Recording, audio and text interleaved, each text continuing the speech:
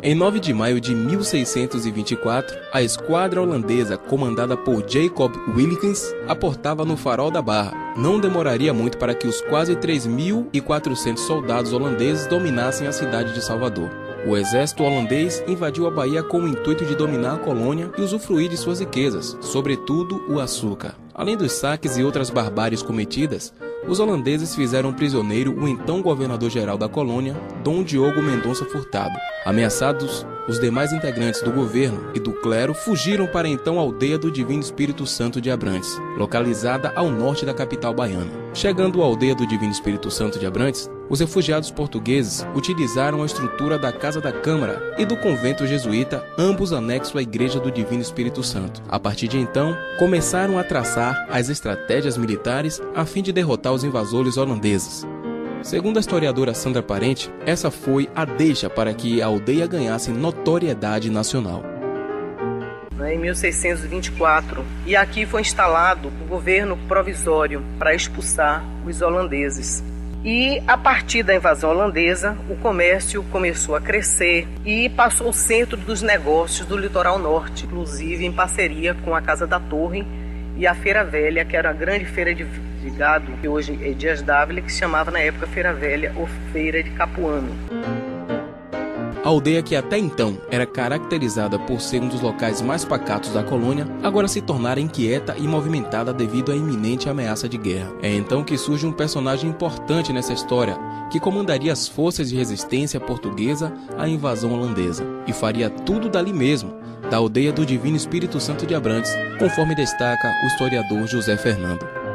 Na época, em 1624, os holandeses, de surpresa, eles dominavam a capital, Salvador. E aí estavam saqueando, fazendo misérias em nossa capital. O governador foi preso e o Dom Marcos Teixeira, juntamente com uma parcela da população da nossa capital, vieram para aqui, para Santa Maria de Pitanga, juntando com o povo daqui, os mestiços daqui, com os índios dessa região e os mestiços, e a sede sendo em Vila de Abrantes.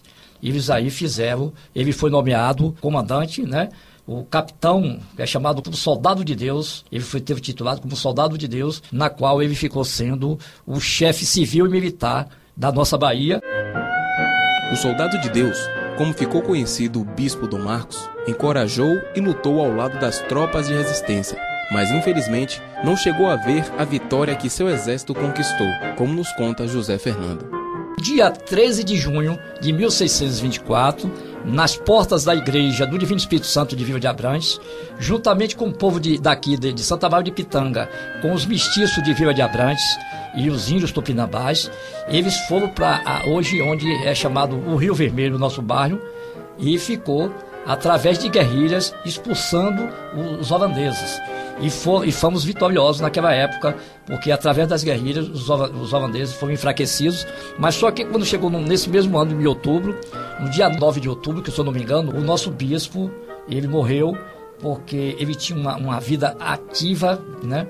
Trabalhando muito, foi enfraquecendo, ficou adoentado e não resistiu, vindo a falecer, e não viu a vitória dos brasileiros contra esses holandeses. José Fernando destaca outros personagens que estiveram em Abrantes e também combateram os holandeses. Os abrantinos, os daqui de Santa Maria de Pitangas também, filhos dessa terra, que se destacavam, e grandes heróis anônimos que a gente sabe como os próprios índios e todos aqueles que queriam bem da libertação da nossa pátria. As constantes investidas surpresas dos guerrilheiros contra os invasores os impedia de avançar rumo à conquista do interior. No ano de 1625, as forças de resistência contaram com o reforço de 52 esquadras com cerca de 12 mil soldados vindos da metrópole. Sendo assim, os holandeses não tiveram outra opção senão a rendição, sendo expulsos da Bahia logo em seguida. Em 1822, passados exatos 197 anos, agora a Vila de Abrantes novamente ganha destaque no cenário nacional, como nos conta a historiadora Sandra Parente.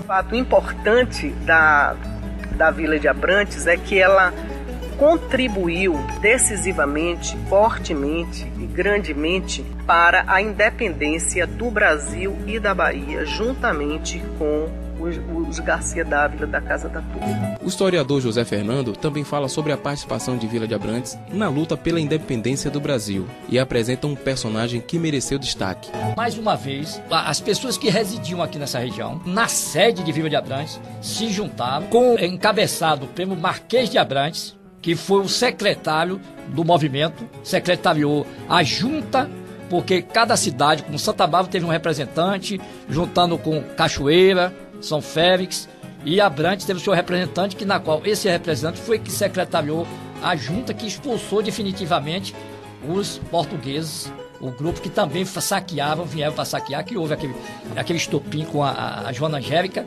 que aquilo foi o que aconteceu, porque eles vieram saquear e aí invadiram o convento e mataram, né, Joana Angélica. Aquilo aqui, pronto, aí o povo baiano se revoltaram, vieram mais uma vez para nossa região, você vê que a região histórica é resistente, vieram aqui para Santa Bárbara de Pitanga e foram para a sede Vila de Abrantes, se juntaram mais uma vez, e foi a comissão que foi destruir e expulsar os portugueses inimigos da nossa independência, aí por isso que foi vitoriosamente o 2 de julho de 1823. Ainda segundo José Fernando, o Marquês de Abrantes se tornou notório por ter uma personalidade diferente dos outros burgueses da época. Marquês de Abrantes chamava-se Miguel Comum do Pinho Almeida. Esse Miguel Comum era um grande Marquês de Abrantes, era um homem que era amigo do governo imperial, primeiro império, o primeiro imperador e o segundo imperador. Ele primeiro teve o título de Duque de Abrantes. Depois ele conseguiu o título de Marquês de Abrantes. Foi um escritor, um político sensacional, que serve de espelho para toda a juventude hoje atual, aqueles que querem se potencializar para governar a nossa cidade, o nosso Brasil, tem que se assemelhar no Marquês de Abrantes, porque foi um homem que vivia na riqueza, mas ele olhava para a pobreza. Aquele homem que achava que todo mundo era importante. E ele dava importância a todos. E respeitava, ajudava e amava a todos. Era um homem super inteligente, era um escritor político e um grande defensor da nossa Bahia.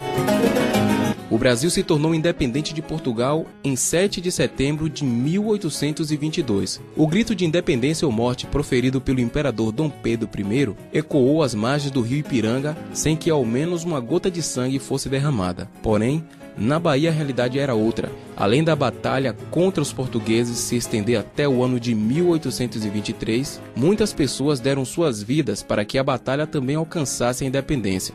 Dentre elas, sem dúvidas, estavam os abrantinos. Um local que serviu como sede militar em 2 grandes momentos históricos do país não poderia jamais ser esquecido. Mas é justamente por causa do descaso vivido por Vila de Abrantes que o historiador José Fernando desabafa. Ela foi injustiçada em todos os seus pontos, em toda a sua vida foi injustiçada. Por ser uma cidade com raízes portuguesas, eu não sei se estão discriminando ela, porque até os governos atuais e todos os governos que passam em Camaçari não querem fazer nada para poder ela não ser reativada. A importância histórica de Vila de Abrantes e tudo o que ela representa para a memória do Brasil não podem ser esquecidas. Resta-nos saber quando é que Vila de Abrantes, com mais de 4 séculos de existência, receberá a merecida atenção dos órgãos públicos, já que contribuiu grandiosamente para o estabelecimento da República Federativa do Brasil. Ezequiel Nazaré, para o especial de rádio Memórias de Abrantes.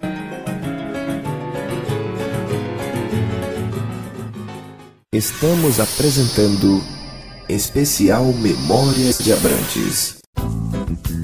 Você sabia que a primeira igreja de Vila de Abrantes foi edificada em 1561 pelos índios? Ela foi feita de taipa e coberta com palhas, tudo sob a supervisão atenta dos jesuítas. Posteriormente, entre o período de 1580 a 1600, foi erguida outra igreja, desta vez com um anexo que abrigava a Casa da Câmara, a Cadeia e o Pelourinho. O local serviu em 1624 como sede militar na luta contra os holandeses. Parte da construção foi perdida no ano de 1940. Hoje, resta somente a igreja que passou por restauração em 1976, conservando até hoje as mesmas características da época em que foi erguida.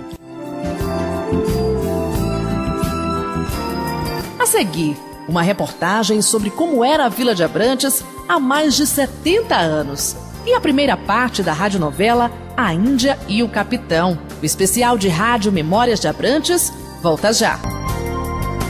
Estamos apresentando Especial Memórias de Abrantes.